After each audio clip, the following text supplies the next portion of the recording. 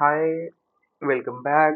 So this is day 5 of uh, our indie hacking journey. Uh, I know it's been very long because of like some event I was going through it, and it took a lot of time. But yeah, we'll continue from today onwards. So now we are going to cover a case study, another case study. Uh, I guess which I chose was. Uh,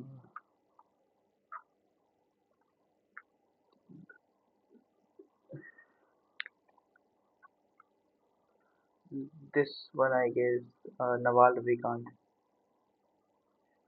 So this is something which is about money, and obviously we'll be seeing some hacks. Oh, I guess this is a tweet. Okay, I have been through it. We're not going to cover it because that's a tweet. Uh, let's go with Paul Graham. Okay, the hardest lesson for startups to learn. I guess this is okay. This is paulgraham.com, and this is not YC. Hmm. Okay, so let's go through it. You can go through it as well. This is pinned tweet in Nawal's profile, X profile. This one. You can go through it.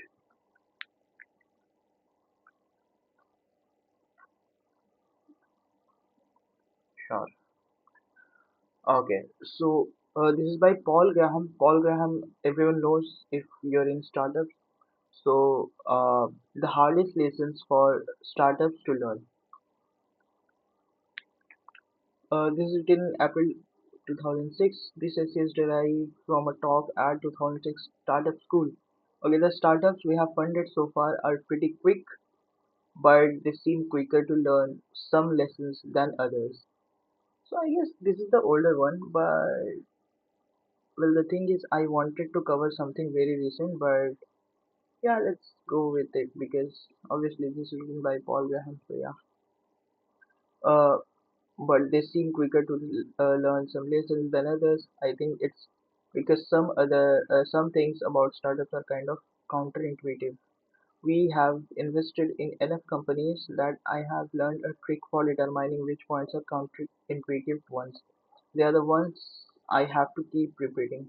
So I'm going to number these points, and maybe the future startups I will be able to pull off a form of Huffman coding. I'll make them all read this, and then instead of nagging them in detail, I'll just be able to say number 4. Okay, release early. The thing I probably repeat most is this recipe for a startup. Get a version 1 out first, then improve it based on users' reaction. Okay, so first we'll be setting up something very basic, and then according to users' reactions, we'll be going big. By release early, I don't mean you should release something full of bugs, but that you should release something minimal. Exactly, like something MVP, minimal viable product. Users hate bugs, but they don't seem to find a minimal version 1, mind a minimal version 1 if there is more coming soon. Yeah, MVP. There are several reasons it pays to get version 1 done fast. One is that this is simply the right way to write software whether for a startup or not. I have been repeating that since 1993. I have not seen much since to contradict it. I have seen a lot of startups die because they were too slow to release stuff, and none because they were too quick. One of the things that will surprise you if you build something popular is that you won't know your users. Reddit now has almost half a million unique visitors a month. Who are all those people? They have no idea. No web startup does. And since you don't know your users, it's dangerous to guess what they will like. Okay, better to release something and let them tell you. Okay, So I think in main page, there should be a form which takes feedback. Okay, yeah. Wufoo took this to heart and released their form builder before the underlying database. Okay, you cannot even drive the thing yet, but 83,000 people came to sit in the driver's seat and hold the steering wheel. And Wufoo got valuable feedback from it. Linux users complained they used too much Flash, so they rewrote their software not to. If they would waited to release everything at once, they would not have discovered this problem till it was more deeply widened. Even if you had no users, it would still be important to release quickly because for a startup, the initial release acts as a shakedown cruise. If anything major is broken, if the idea's no good, for example, or the founders hate one another, the stress of getting that first version out, will expose it. And if you have such problem, you want to find them early. Okay, perhaps the most important reason to release early, though, is that it makes you work harder. When you are working on something that isn't released, problems are intriguing. In something that's out there, problems are alarming. There is a lot more urgency once you release. And I think that's precisely why people put it off. And they know they will have to work a lot harder once they do. Huh. The number two, we have keep pumping out features. Of course, release early has a second component, without which that it would be a bad advice. If you're going to start with something that does not do much, you better improve it fast. What I find myself repeating is pump out features. And this rule isn't just for initial stages. This is something all startups should do for as long as they want to be considered startups. Okay, I don't mean if, of course, that you should make your application even more complex. By feature, I mean one unit of hacking, one quantum of making users lives better. Okay, as with exercise improvements, digit improvements, if you run every day, you will probably feel like running tomorrow.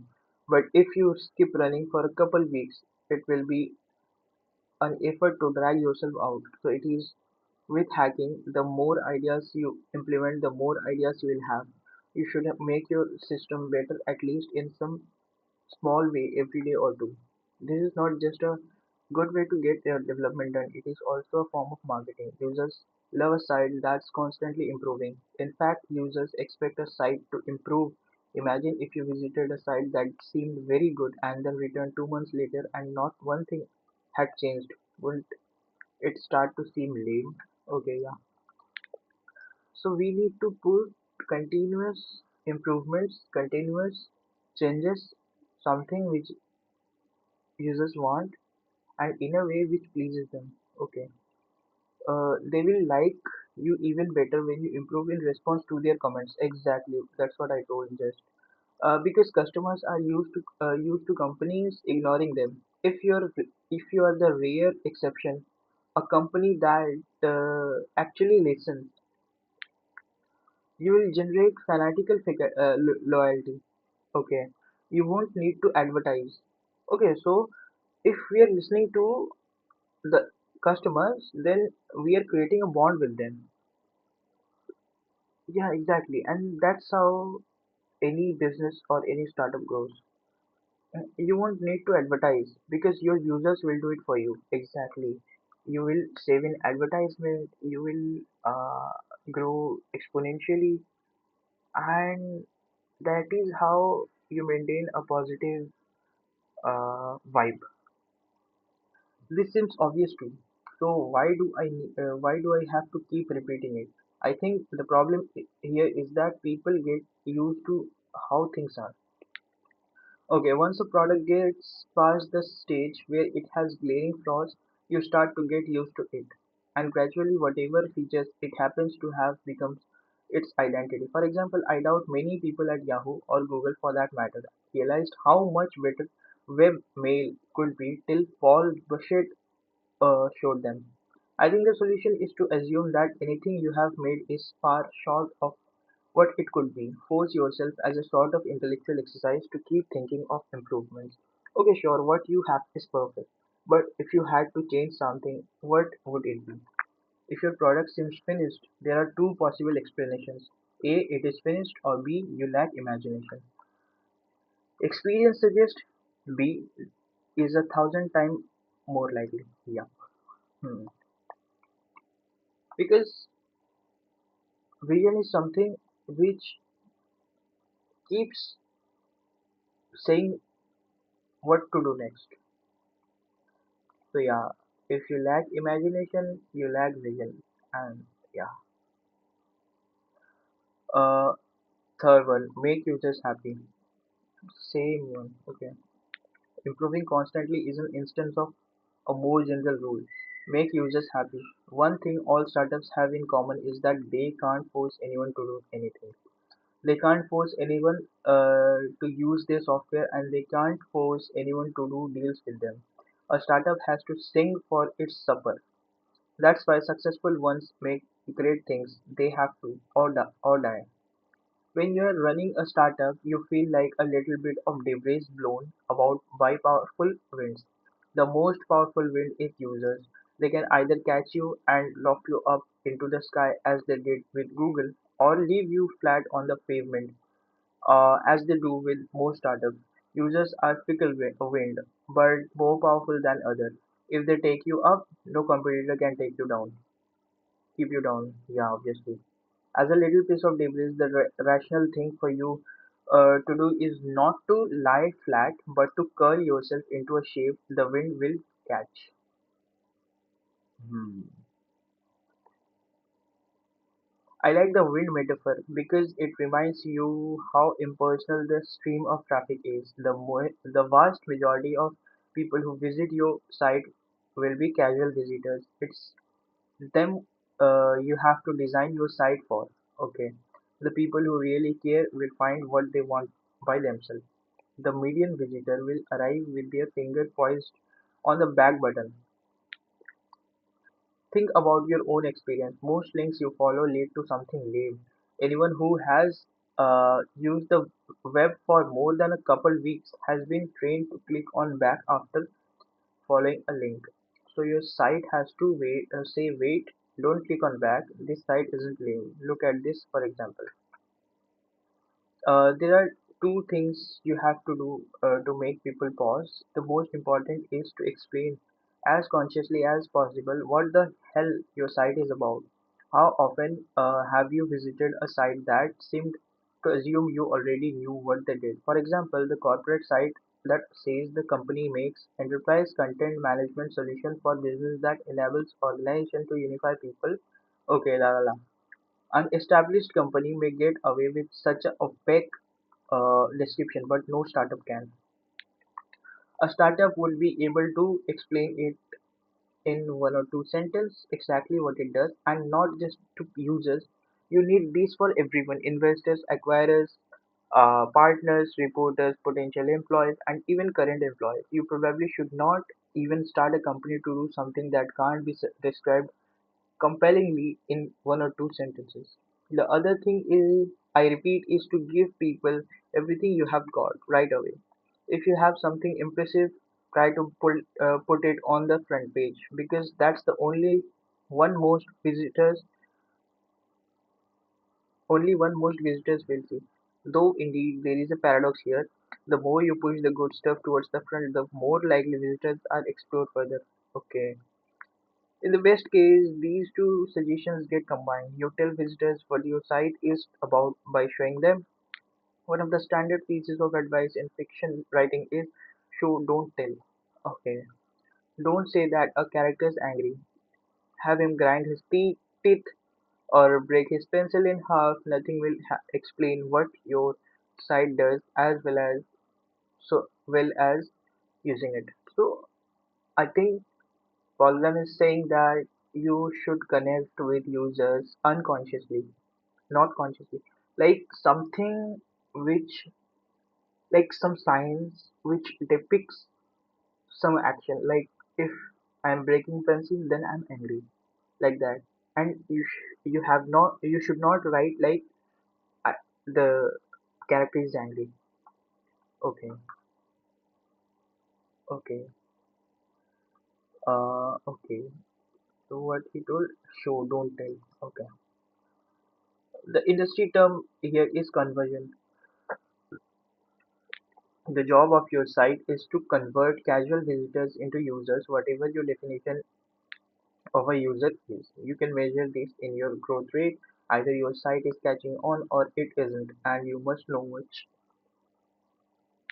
If you have decent growth, and you will win in the end, no matter how obscure you are now. And if you don't, you need to fix something. Fear the right things. Hmm. Commitment is a self-fulfilling prophecy. There is always room. Okay, okay. Hmm. Okay, fear the right thing. Next is fourth one, fear the right things. Okay. Another thing I find myself saying a lot is don't worry. Actually, it's more often don't worry about this, worry about that instead. Startups are right to be paranoid, but they sometimes fear the wrong things. Most visible disasters are not as so alarming as they seem. Disasters are normal in a startup. A founder quits, you discover a patent that covers what you're doing. Your servers keep crashing, you run into an insoluble technical problem, you have to change your name, a deal falls through. These all are par for the course. They won't kill you unless you let them. Nor will most competitors. A lot of startups worry what if Google builds something like us. Actually, big companies are not the ones you have to worry about, not even Google. The people are the people at Google are smart, but no smarter than you. You're not as motivated because Google is not going to go out of business if this one product fails, and even at Google they have a lot of bureaucracy to slow them down. Okay, what you should fear as a startup is not the established players but other startups you don't know exist yet. They are way more dangerous than Google because like you, they are concerned animals. Okay, they're also hungry. They also want food. Looking just at existing competitors can give you a false sense of security. You should compete against what someone else could be doing, not just what you see people doing. A corollary is that you should not relax just because you have no visible competitors yet. No matter what your idea, there is someone else out there working on the same thing. That's the downside of it being easier to start a startup. More people are doing it, but I disagree with Katrina Fake when she says that makes this a bad time to start a startup. More people are starting startups, but not as many more as good. Most college graduates still think they have to get a job. The average person can't ignore something that's been beaten into their head since they were three, just because serving web pages recently got a lot cheaper. And in any case, competitors are not the biggest threat. Way more startups hold themselves than get crushed by competitors. There are a lot of ways to do it, but the three main reasons are internal disputes, inertia, and ignoring users. Each is by itself enough to kill you. But if I had to pick the worst, it would be ignoring users. If you want a recipe for a startup that's going to die, here it is. A couple of founders who have some great idea they know everyone is going to love, and that's what they're going to build, no matter what.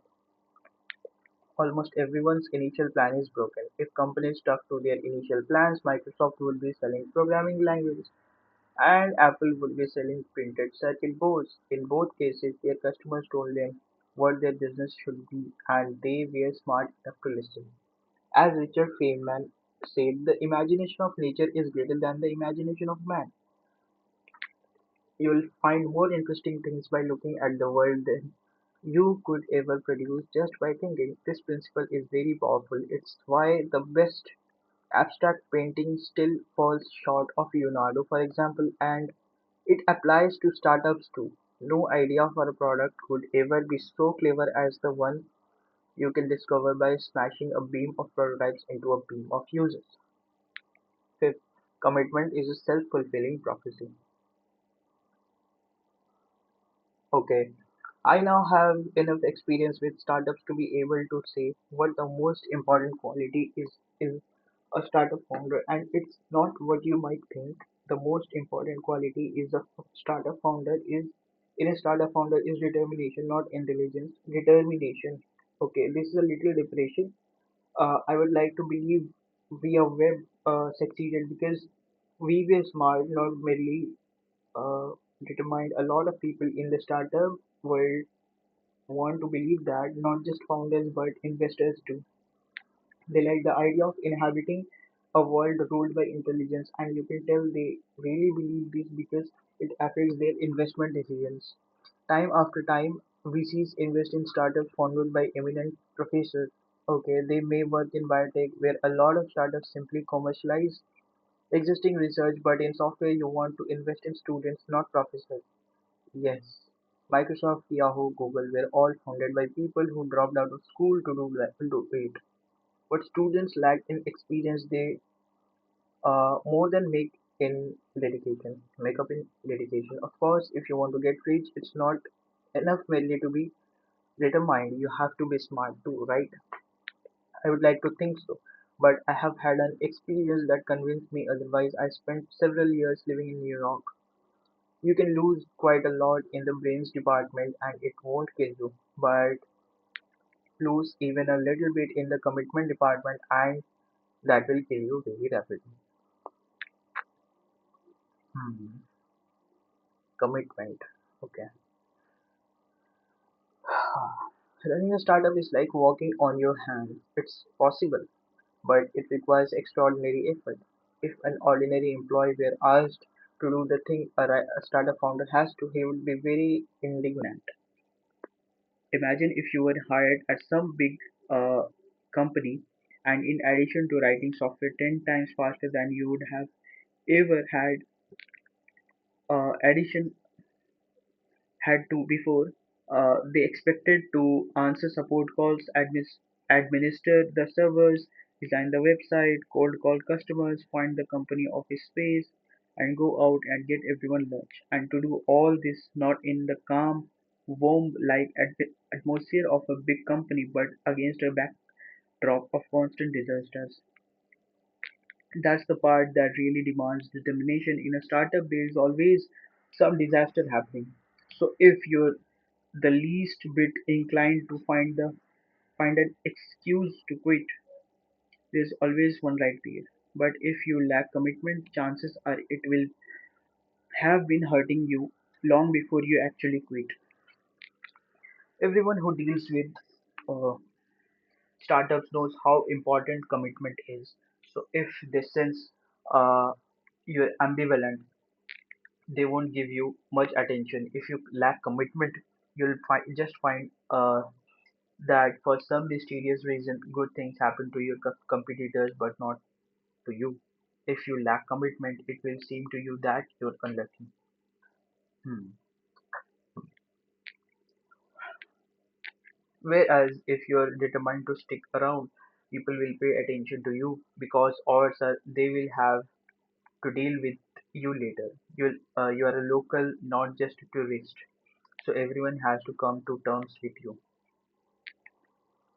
At Y Combinator, we sometimes mistakenly fund teams who have the attitude that they are going to give this startup thing a shot for 3 months, and if something great happens, they'll stick with it. Something great, meaning either that someone wants to buy them or invest millions of dollars in them.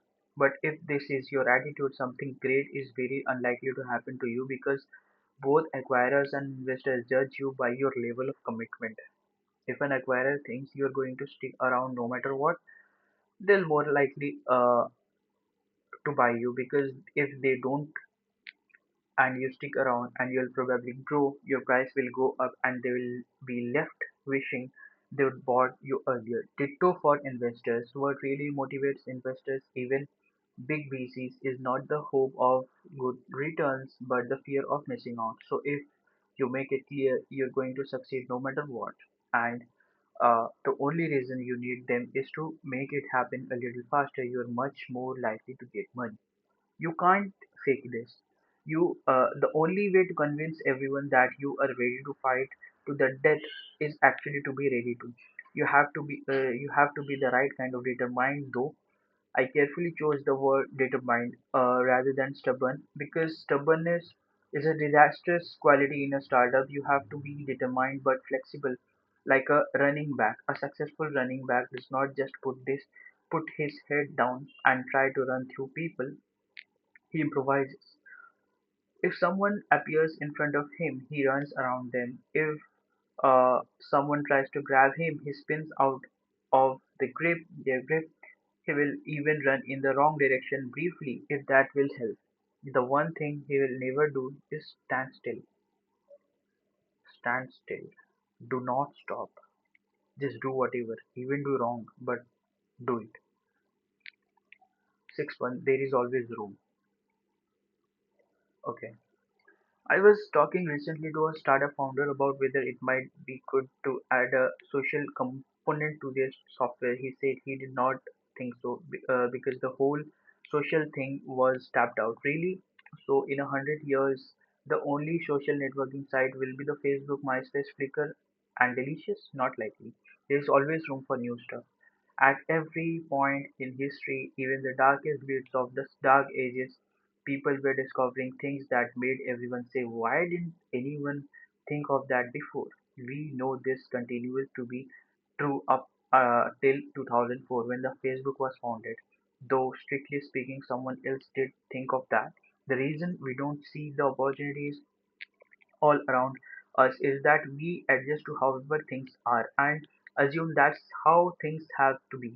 For example, it would seem crazy to most people to try to make a better search engine than Google. Surely that field at least is tapped out. Really, in 100 years or even 20, are people still going to search for information using something like current Google?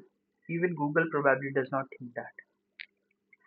In particular, I don't think there is any limit to the number of startups. Sometimes you hear people saying all these guys starting startups now are going to be disappointed. How many startups are Google and Yahoo going to buy after all?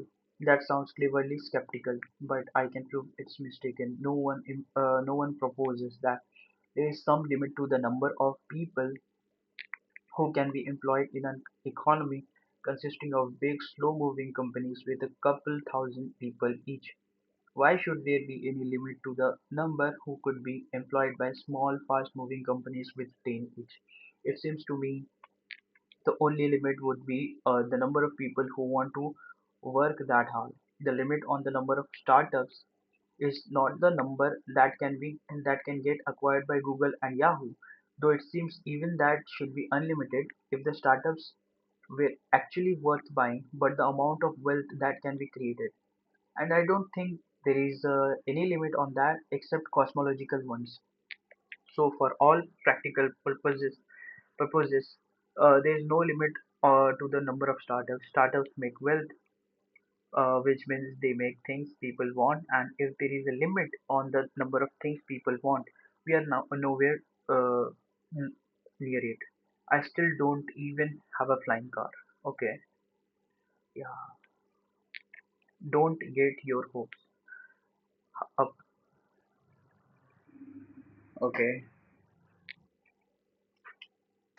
so the seventh one is don't get your hopes up. This another one I have been repeating since long before Y Combinator. It was practically the corporate motto at ViaWeb. Startup founders are naturally optimistic. They wouldn't do it otherwise. But you should treat your optimism the way you would treat the core of a nuclear reactor as a source of power that's always very dangerous. You have to build a shield around it or it will fry you. The shielding of a reactor is not uniform. The reactor would be useless if it were. It's pierced in a few places to let pipes in. An optimism shield has to be pierced too. I think the place to draw the line is between what you expect of yourself and what you expect of other people. It's okay to be optimistic about what you can do, but assume the worst about machines and other people. This is particularly necessary in a startup because you tend to be pushing the limits of whatever you are doing. So things don't happen in the smooth, predictable way they do in the rest of the world. Things change suddenly and usually for the worse. Shielding your optimism is now nowhere more important than with deals. If your startup is doing a deal, just assume it's not going to happen. The VCs who say they're going to invest in you are not. The company that says they are going to buy you isn't. The big customers who wants to use your system in the whole company won't. Then if things work out, you can be pleasantly surprised. The reason I want startups not to get their hopes up is not to save them from being disappointed when things fall through.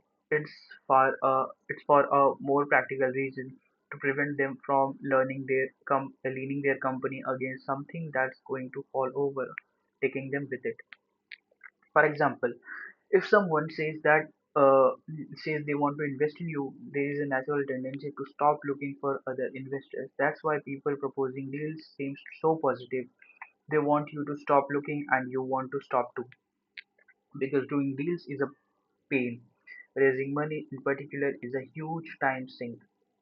So you have to consciously force yourself to keep looking. Even if you ultimately do the first deal, it will be to your advantage to have kept looking, because you will get better terms. Deals are dynamic unless you are negotiating with someone unusually honest. There is not a single point where you shake hands and the deal's done. There are usually a lot of subsidiary questions to be cleared up after the handshake, and if the other side senses weakness, if they sense you need this deal, they will be very tempted to screw you in the details. VCs and corp dev guys are professional negotiators. They are trained to take advantage of weakness. So while they are often nice guys, they just cannot help it. And as pros, they do this more than you. So don't even try to bluff them. The only way a startup can have any leverage in a deal is genuinely not to lead it. And if you don't believe in a deal, you will be less likely to depend on it. So I want to plant a hypnotic suggestion in your heads when you hear someone says the word "we want to invest in you" and or "we want to acquire you." I want the following phrase to appear automatically in your head. Don't get your hopes up. Just continue running your company as if this deal did not exist. Nothing is more likely to make it close. The way to succeed in a startup is to focus on the goal of getting lot of users and keep walking swiftly towards it, while investors and acquirers scurry alongside trying to wave money in your face. Speed, not money. The way I have described it, starting a startup sounds pretty stressful. It is. When I talk to the founders of the companies we have funded, they all say the same thing. I knew it would be very hard, uh, but I didn't realize it would be this hard. So why do it? It would be worth enduring a lot of pain, stress, to do something grand or heroic, but just to make money? Is making money really that important? No, not really. It seems ridiculous to me when people take business too seriously. I regard making money as a boring errand to be got out of the way as soon as possible. There is nothing grand or heroic about starting a startup per se. So why do I spend so much time thinking about startups? I'll tell you why. Economically, a startup is best seen not as a way to get rich, but as a way to work faster. You have to make a living, and a startup is a way to get that done quickly instead of letting it drag on through your whole life. Yeah. Okay. So it is the fastest way to make money. Okay. We take it for granted most of the time, but human life is purely miraculous. Miraculous. It is also palpably short. You're given this marvelous thing and then proof it's taken away. You can see why people invent gods to explain it. But even to people who don't believe in gods, life commands respect. There are times in most of our life when the days go by in a blur, and almost everyone has a sense when this happens of wasting something precious. As Ben Franklin said, if you love life, don't waste time, because time is what life is made of. So no, there is nothing particularly grand about making money. That's not what makes startups worth the trouble. What's important about startup is the speed. By compressing the dull but necessary task of making a living into the smallest possible time, you show respect for life, and there is something grand about that. Hmm.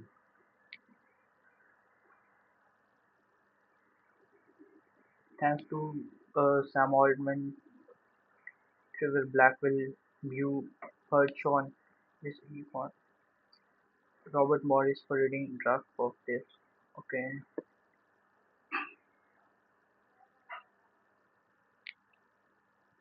Hmm. Okay, this is one of the, I won't say a case study, but something meaningful by Paul Graham, uh, who runs YCombinator, and yeah, this is it. I guess we'll from now on we'll be covering something very recent, like yeah, something like from one from these. Mm-hmm. Partnering up with content creation to hit 50K per month.